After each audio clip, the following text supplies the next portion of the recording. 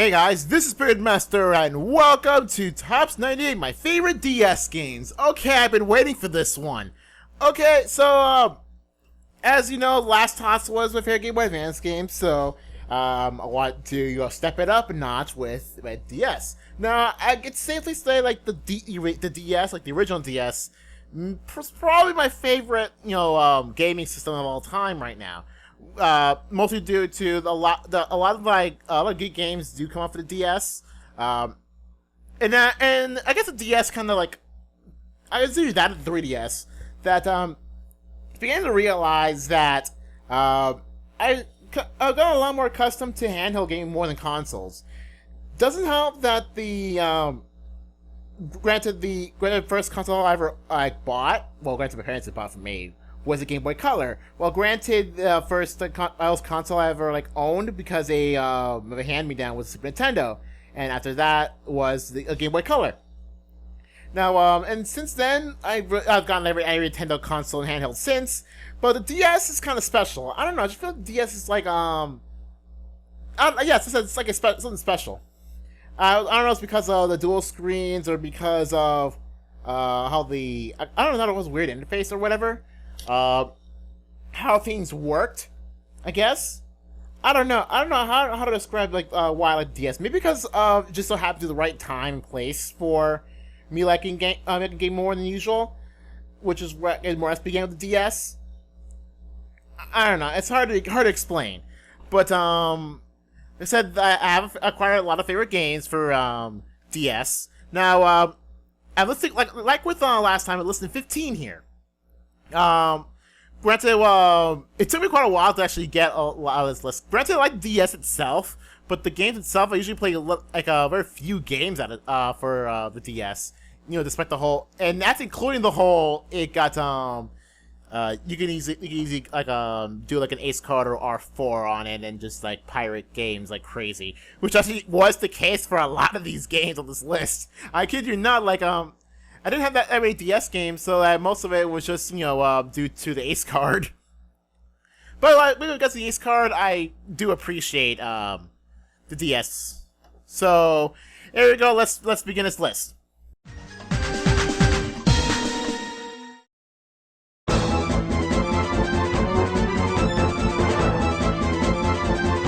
Fossil Fighters Champions.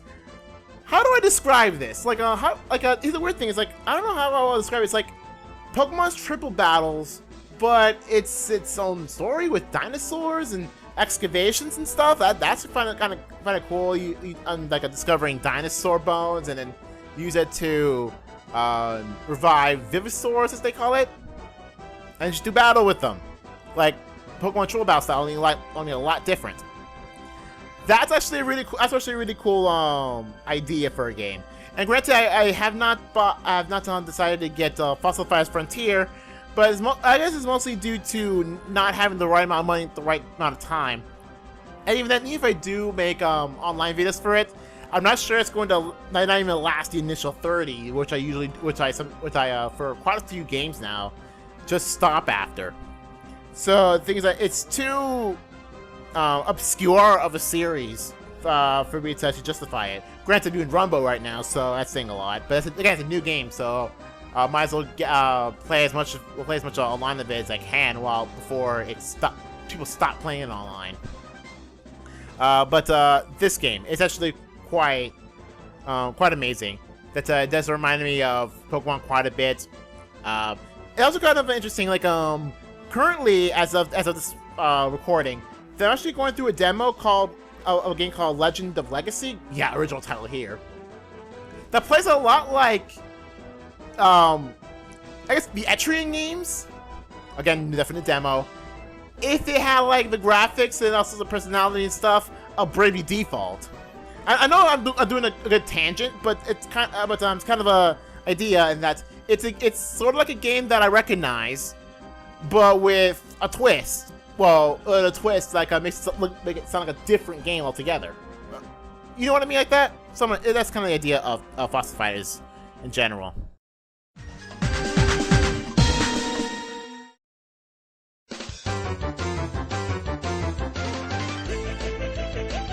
Pokemon Ranger Guardian Signs. okay, so from the beginning of the Ranger series, like I knew what the Ranger series, I did my best to ignore that series. So I ignore the Ranger game, mostly because I find that it's not very interesting at all. So when, you know, I forgot the Ace card and I can pirate some games. So I'm gonna try out, the latest game in the Ranger series, Guardian Signs. And I found out, hey, not bad. I actually kind of like it.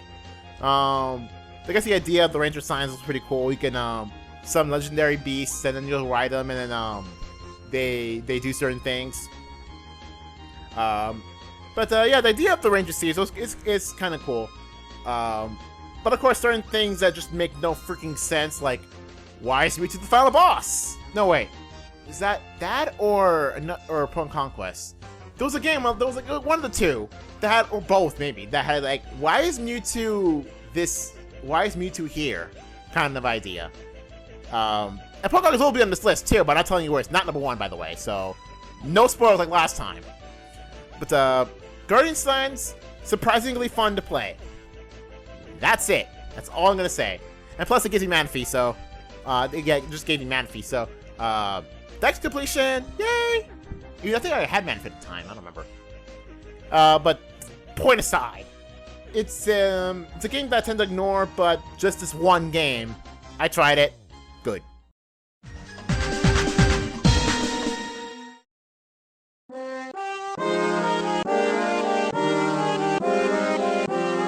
Kirby Superstar Ultra. That's more of my bro suggestion, because he actually played through Superstar Ultra and beat it before I did. Well, mostly beat it before I did.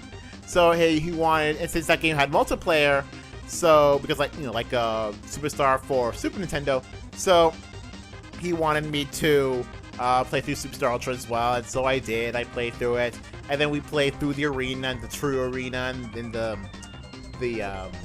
what's it called? The thing where we play as the partners. I think Zero to Hero, I don't remember. And then we both played through those, and then we just destroyed through everything because we're awesome at Kirby games. It is not my favorite Kirby game. That goes to the basic mirror, as I said earlier. But Superstar Ultra, very close, very just like second or third. But it's a really good Kirby game. I actually do enjoy Superstar Ultra. I definitely like it a lot more than the SNES version. Like, no questions asked. If I do a favorite Super Nintendo game list, Kirby Superstar will probably still be there, but Superstar Ultra I like it more than the Super Nintendo version. Just like I guess Final Fantasy V Advance with its original counterpart, and 6 same thing, more or less.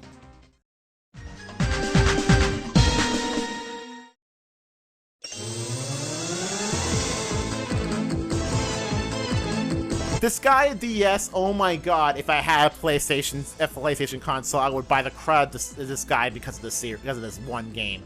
Disgaea normally is Sony exclusive by Manichi Software. So no, like I figured, realizing that hey, there's a cool strategy RPG game for the DS that's normally Sony exclusive. I was like, hey, let's give it a shot. I mean, the characters, like, they have interesting personalities, and guess what? They do, and they're awesome. And I think it's after this that I watched the Disgaea anime, which there's not much to it, but it is pretty hilarious. It is pretty funny. So this game single-handedly got me to thinking, gee, I wonder if I should get a PlayStation console. No, seriously, I would buy a PlayStation 4 just for Disgaea, like Disgaea 5, or maybe Disgaea 4 on PS4, I think so. But I would totally buy a PS4 just for Disgaea. That's why I like this. I like this game so much that I'll be willing to go get Sony consoles just to play Disgaea. It's that good. I'll leave it at that. It's like Fire Emblem, but way more fun, and a lot less permadeath, and a lot more ridiculous. No, the game is like, it's like take a strategy RPG, right? And they just like make it like the most ridiculous thing ever. It's like everyone is overpowered at the same time. Like everyone get destroyed, and there's like various random gimmicks that make the game a lot more challenging, the game a lot more fun. And then there's the item bar, which is insane. Everything in this game is insane. To the characters, to locations, to the mechanics, everything in this game is insane. And I love it.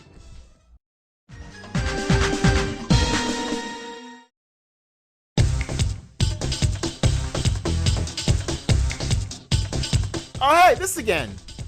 Since technically, Risk's Revenge is a DSiWare game, I would count it. And even though I started playing when I got the 3DS, again, still counts a DS game because it is advertised as a DS game, so it's a DS game. Risk's Revenge. This is the game that got me to Shantae. Enough said. That's all you need to know. That's all you need to know about me, the Shantae series, and this game. And I'll tell you right now, for those of you who want to get into the Shantae series, play this one first. Like, before Pirate's Curse, before the original Shantae, don't play the original Shantae first. Trust me on it, you'll thank me later.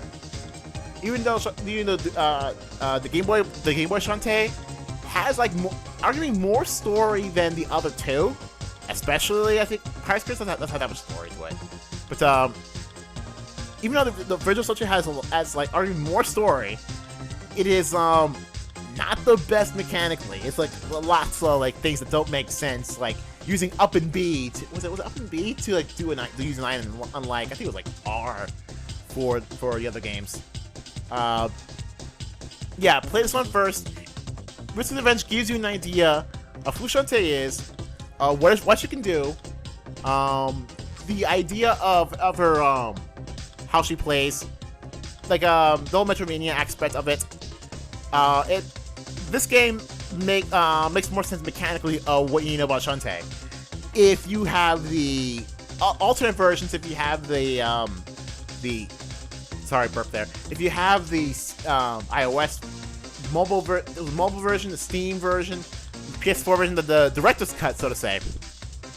I don't play those because I don't have any things to play director's cut, but I would probably go for that more than the DSi version, mostly because of, well, I guess high resolutions and stuff, and I don't know. There's some, I know you have the magic mode where you play as hey, you know from Pirate's Curse that the Shantae has a little space princess costume? It actually comes from Risk's Revenge. There you go.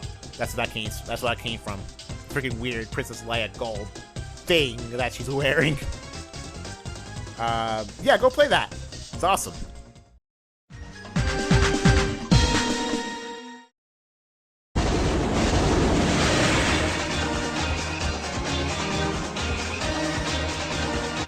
Dual Strike.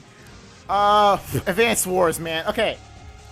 Advanced Wars, what am I gonna say about this thing? I actually do like the Advanced Wars series. Like, I do remember beating Advanced Wars 2. I think I remember playing through a lot of Advanced Wars 1, but I don't remember beating it. I think I have, but I don't remember.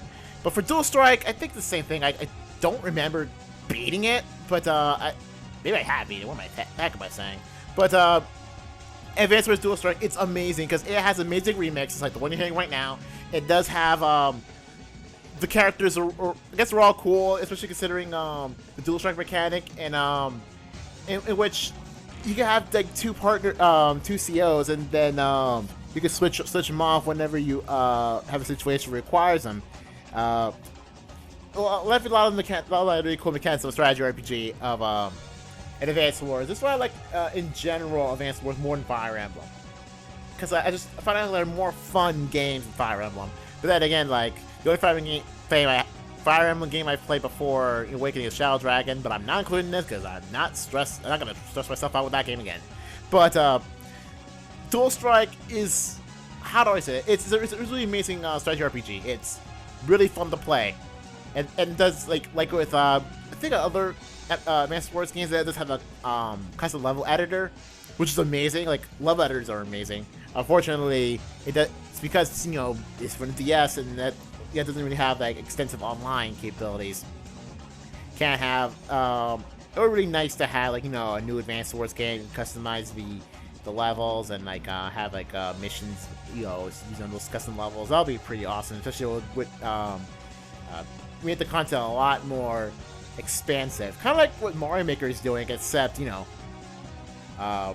same idea, I guess. But really cool to have a new Advanced Wars game similar to Dual Strike. But of course, like for the kind of weird thing about Dual Strike is that it's one of those games that a lot of characters are broken to the point that the game's more or less balanced. I say more or less because, you know, Colin is broken. You got like other characters that just break the game like so much it's not funny.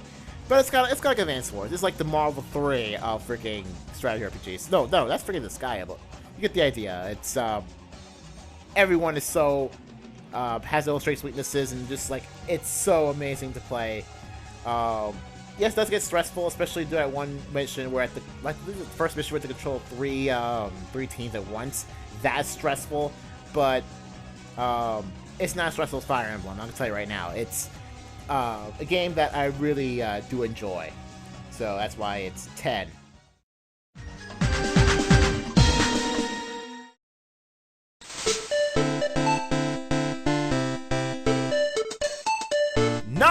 This one. Okay, 9, Ace Attorney. How do I say about Ace Attorney? As much as I like, you know, Ace Attorney in general, and even though technically the Ace Attorney, like the initial tree of Ace Attorney is just a bunch of GBA games originally, but because it's a DS game and every other territory but Japan initially, I'm kind of a DS game, not a GBA game. There you go. So, and as much as I like the Miles Edgeworth game, I don't know how, for some weird reason, the second Edgeworth game is not anything but Japan, because screw everyone else says Japan. Let's go with my favorite Ace Attorney for now, which is Trial of Tribulations, mostly because of the final case, which is probably the most heart-wrenching thing I've ever seen in a game. And I don't play that many games compared to a lot of people. And this game is the feels right there. This game, that case, total feels. It's like 100% the feels of this game, of that. And I guess you can say the same for Justice for All's last case, which also the feels. But dang, this game, this final case, the final case justifies me not remembering much of it every other case in the entire game. That's how good that last case is. So, for that one, I recommend, I don't know, just watching a playthrough, just go straight to the end of the game. That's all you need to know about Trials and Tribulation. Just forget the first bunch, go straight to the last one. It's that amazing. But yeah, Ace Attorney series, man, I love you guys. And also thanks to Dress for introducing me to Ace Attorney. Yeah.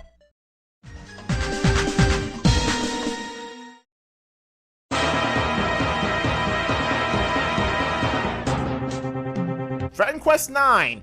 I'll tell you right now, I played the Dragon Quest 4, Dragon Quest 6, but I didn't bother. Couldn't even finish it. I could not even continue from like the first like fourth to third of the game. I can't handle 4 and 6. Mostly because I get stuck. I got stuck on it. I don't know what to do, and guides won't help. Guides did not help me progress through the game. That's how stuck I was. I was so stuck that guides did not help me. But Dragon Quest IX is a lot simpler. You could customize and create every character in your party. Job classes, the job class system is pretty cool, and it has multiplayer a la Amazing Mirror, which is enough said. I'm sorry, but if you ask me, if a handheld game has the multiplayer of Amazing Mirror, then it automatically counts as good multiplayer.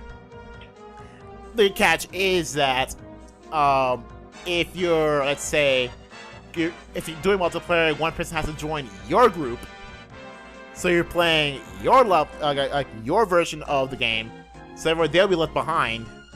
Or I don't know. I don't remember what happens next. I don't think I'm gonna beat the game, but you know, I just played through the game. The game is amazing. Despite not knowing a darn about Dragon Quest, I know nothing about Dragon Quest prior to 9 because I played 4 and 6 after. But I know jack squat about Dragon Quest, but 9 got me to love the series. Except for Stella, she's annoying. She's like Navi but worse. So not like Navi, but with more things to say. It's like Stella is like my Navi because I don't play Ocarina of Time, so I don't totally figure out why people hate Navi so much. Granted, I know why, because of the whole hate listen thing, but it's not, I don't feel it's not annoying. But for Stella, she's annoying. Moving on. Yeah, Dragon Quest, that game got me to love the series. Now, I don't know how I'm going to, if I'm going to play any more Dragon Quest after this. I tried Dragon Quest Monsters Joker, but I think I did try Monsters Joker prior to this. But I just stopped, like, I got a screeching halt in the beginning of the game because I can't stand it. I think Dragon Quest Monsters 2, same thing. But I screeching halt, nope, can't play this. I straight up can't play this. Maybe I'll come back to those two, but now that I know something about Dragon Quest, but I think Monsters Joker, I can't stand playing that game. Nope. But yeah, there you go, Dragon Quest 9. I love it.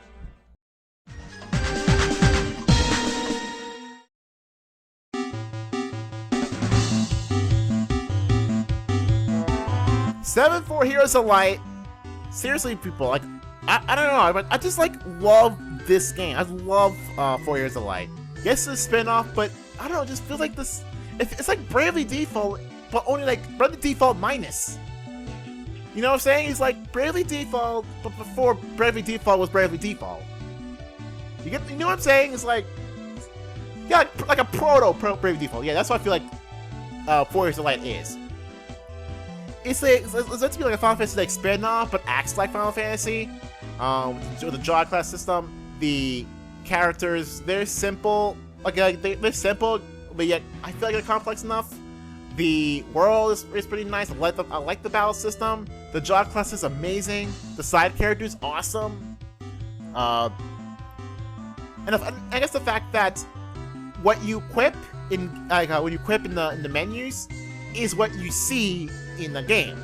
Well, and the only indicator of what job class you are is from what hat you're wearing. Was it because of the hats? I freaking don't remember anymore. I think it's hats.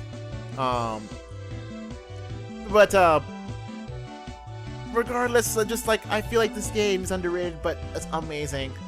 That's why I just love freaking Unita so much of this game. Just like this game feels that characters feels. It's just awesome. Also, the game has cringe, which is basically Minwoo minus. So there you go. Although I don't really care as much about him as Minwoo, but you get the idea. First of the Light, amazing game. I love it.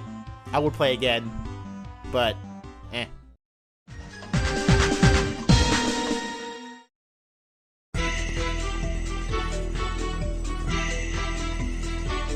Six Pokemon Conquest, and a good thing I stopped playing the game. Good thing I started playing the game before the DLC of it got expired because, wow, it was good timing. But Conquest, Pokemon meets a strategy RPG, and I've already talked about the Sky DS, how it's a really amazing strategy RPG.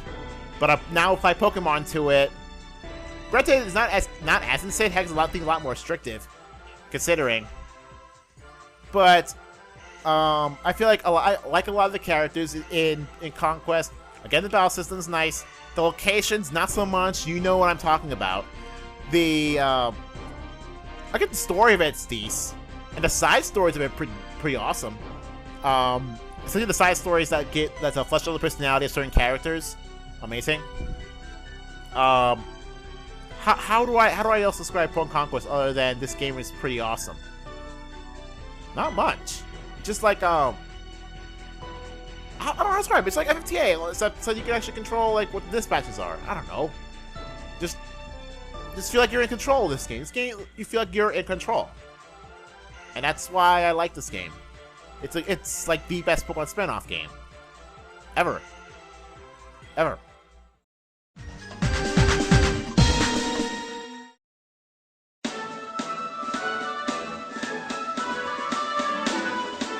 Okay, so remember what I said earlier in the talk before this, that I needed context before going through this list? This is what I'm referring to. Final Fantasy Tactics Advance, or FFT, Final Fantasy Tactics A2, because you don't say Advance 2, it's just A2. Okay, so this is actually one of the first games, if not the first, no, one of the first games that I remember 100%ing This is a long game, mind you, and I 100%ed this game. That's how awesome. That's how awesome I like this. That's how much I like this game. It's like they take a lot of things about FFTA, make it better, make it more expansive, like a lot more expansive, and just make the main character not a douche.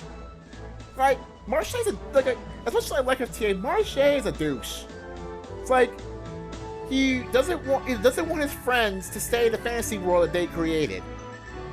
That's a douche move.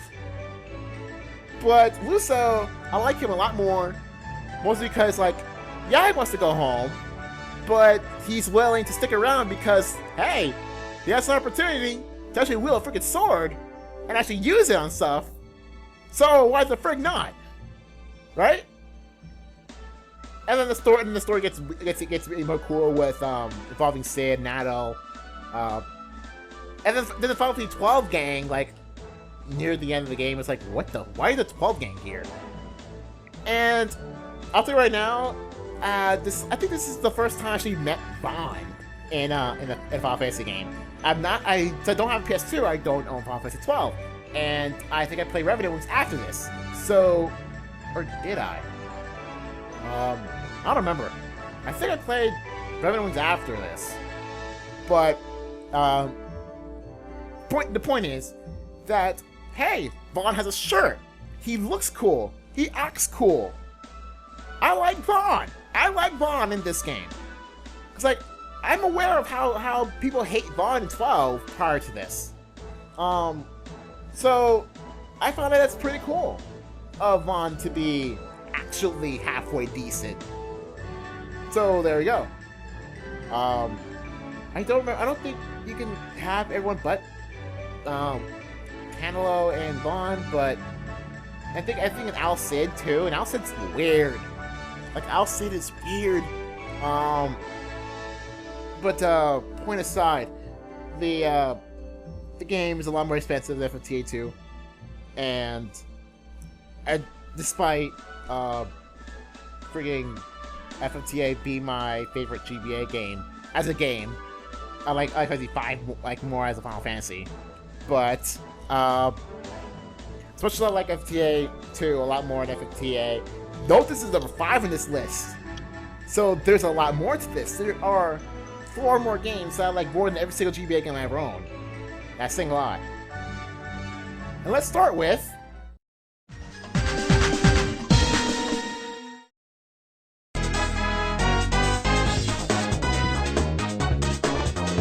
my favorite Mario Kart game. Yeah, this is still my favorite Mario Kart game, despite me not playing this game anymore. And here's the thing. This is one of the, I think it's 3 games that I actually still have. Like rest of these games I just played through either later with 3DS with when it comes to like Shantae, and with like the Ace card. But this is actually one of the 4 games I still have on a physical DS cartridge. That's saying a lot. So the fact that I still have this, and even though I sold most of my DS games, the fact that I still have this game means I do treasure Mario Kart DS. I still do. I don't know what else to say. Just like I treasure this game because it got me to like Mario Kart. I mean, this is the first decent portable Mario Kart, and I like portable games, and I like Mario Kart. And since Mario Kart 7 wasn't even out as when it happened, so Mario Kart DS.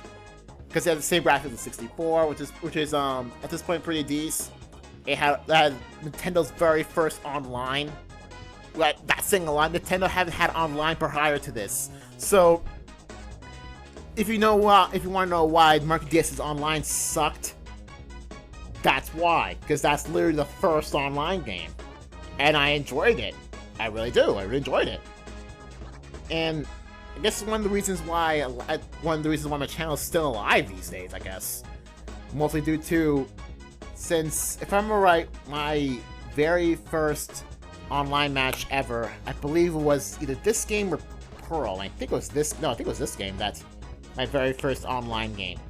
Heck, I'm looking at the cartridge right now, reminiscing of what could have been if I didn't have really had this game. Probably would be still the same, but hey, it just my favorite Mario Kart game.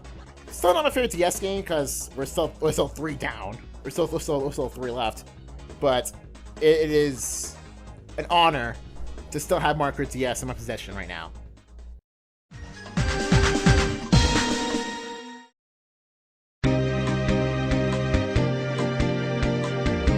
Okay, we're going to Pokemon now. Now, I wasn't sure whether to put Pokemon Heart Gold or Pokemon White and White 2 onto the number 2 slot, but I decided, you know what? As much as I like Pokemon Heart Gold more, I like Gen 5. I decided to keep Gen 5. Okay, mostly because, you know, the whole transfer thing, but get the idea. I put Gen 5 before Heart Gold. Now, as much as I love White and White 2, because it actually has a good story for a Pokemon game. White and White 2, they're I don't know. They feel like they're right. They feel correct. Doesn't have the freaking X rules broken. That's way past the point where I don't care. But Pokemon White is meant to be a reboot to Pokemon in general, and I feel like it worked. It worked really well. I mean, it has my favorite Pokemon character of all time. It has my favorite player character design, even though I never used her. Because, well, I used her in Black, but that's after I play the male character. But, I can't say if that's my favorite starter, because my favorite starter is probably a different Pokemon, but it has Snivy. Snivy's awesome. It has quite a few of my favorite gym leaders. All around, I just freaking love it. I just freaking love White and White 2. Mostly White than White 2, because White 2 just feel like, yeah, it's just a continuation of a White, but it just ruined what White stood for. It's meant to be a reboot, but then the sequel was like, you know what? Let's put some of the old Pokemon back, right? So some of the old Pokemon back, and get new areas, and then freaking Kyurem fusion dances and whatever. But hey, White 2 had Pokemon World Tournament, which has every single gym leader and champion. And because that's every single gym leader champion, you know what that includes. And not only does said gym leader is included as a battle, said gym leader is also included in the gimmick thing for this game, which is the freaking PokeStar Studios. And so that kind of changes an outlook of my favorite gym leader. Because now it just feels like, oh hey, so not only is Sabrina a character that doesn't really want to fight, but has her own passions as a actress. So yeah, that expands some some things about my favorite gym leader. So thank you, White 2. So let's say, oh yeah, it's Colress. Colress is cool. Oh right, Team Plasma. There's one thing to say about this game's Team Plasma. Team Plasma, man, they are still my favorite evil team in Pokemon. 1N. The Game Master.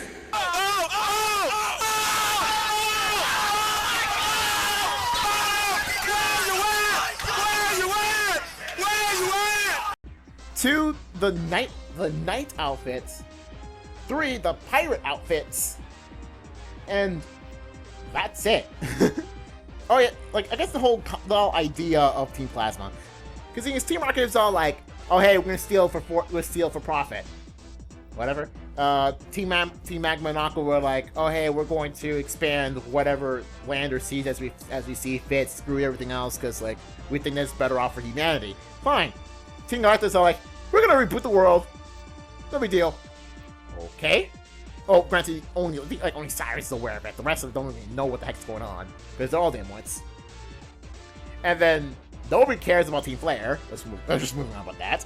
And then it leaves Team Plasma, which this was the PETA of the Pokemon world, except that it's interesting how the guys seem to believe that they're doing the right thing. However, even with the whole oxymoron, I guess. What's oxymoron? I don't know. Of that, to liberate Pokemon, we use Pokemon. What does that make? What? But then it's kind of interesting how they realize that there was an area in the Driftville City where like one of the Team Plasma members looks at a Patrat and then wonders why is this Patrat like want to follow him or her. I think it's him. Like, why does he care so much about the Team Plasma member? They want to be liberated, but doesn't want to. So it's kind of an interesting philosophy in that Pokemon and humans are meant to coexist. Is that it's interesting how like the idea of Team Plasma is they try to separate humans and Pokemon, but it can't because Pokemon and humans are so intertwined so strongly that it's pretty much impossible to separate the two because they both live off of one another. You know what I'm saying with this? Like the whole idea, like they're going to say the concept of why humans and Pokemon coexist together the way they do, and that example is why. It's just that they're so deeply rooted in each other's like, I guess they're hardwired into themselves, into their minds and culture or whatever. That's hard to let go, and that's why OG Team Plasma works on a kind of work. They don't just challenge you because they don't really challenge you. I mean, they use like basic like freaking normal types and all the basic stuff like Team Rocket does. But on an ideological level, that's a whole different story. They challenge the player on an ideological level. That is amazing. Like, I don't normally talk about ideologies and stuff. In the freaking I've only put on white. I'm only put on right now. Has even a Zekrom, which is like the idea, like this Pokemon representing ideals, and the game is challenging the ideology of culture. Frig! I don't normally get this deep in my videos, but this is what Black and White is. And I'm pretty sure I'm gonna talk more about. I'm pretty sure when I get to Heart Gold, I'm not gonna talk much about it because there's only one real thing like I like Heart Gold more than White 2. But freaking this. Okay. Now I get the idea of why I like White 2 as a game, as like a story more than Heart Gold. But let's just more talk about Heart Gold and why I like it better than White 2.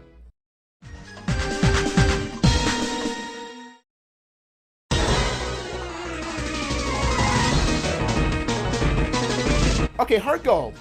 Now, unlike White 2, I don't have Heart Gold anymore, but mostly because since I could just probably get an Ace card or get a ROM for it and play that instead. But I guess the reason why I like Heart Gold more because there's a lot more content game-wise.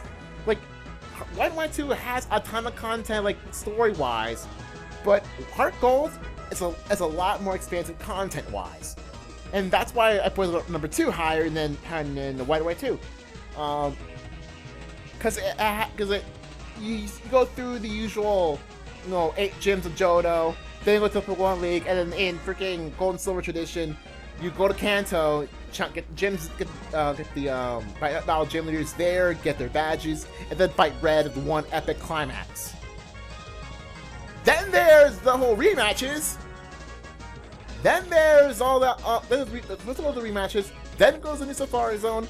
Then goes I guess a lot of the personalities of Elite's gym leader they got changed, like they're kind of making it look better. Then goes the fact it's Gen 4 and a huge upgrade from Gen 2. It's a remake of Gen 2 first, next of all. And Bro and I really love Gen 2. I think Gen 2 is like Bro's favorite generation, mostly because he played through a lot more than Gen 3 and 1. But Gen 2, amazing games. Remakes of Gen 2, awesome. Like, pure awesome. I guess one of the few things why I don't like about Heart Gold, Soul Silver, is that they changed the female character design, like, entirely. They went from cool character design to what the heck is this? Other than that, pretty sweet. Pretty freaking sweet. I just love Heart Gold's content. It's just everything that Heart Gold has.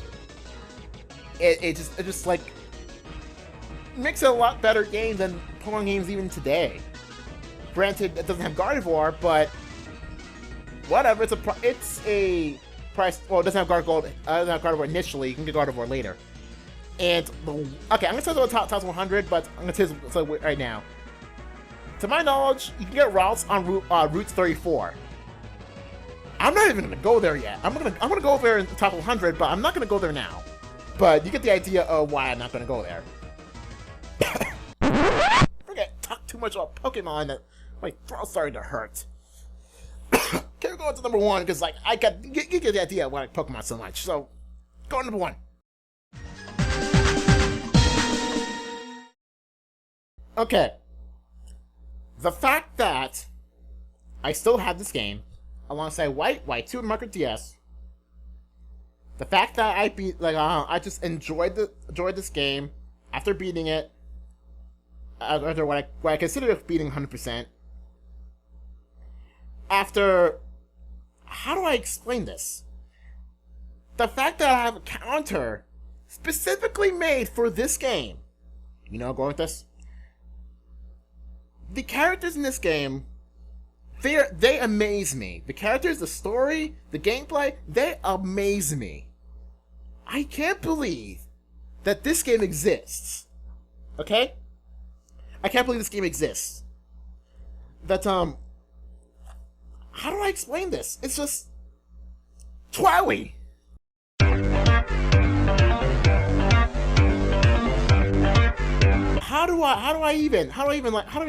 I don't know. Okay? I don't know. This game, I can't believe it's made, first of all. It's everything I can say about this game. It's everything I said about the previous entries. Like, I knew nothing going in. This is a new IP from Square Enix.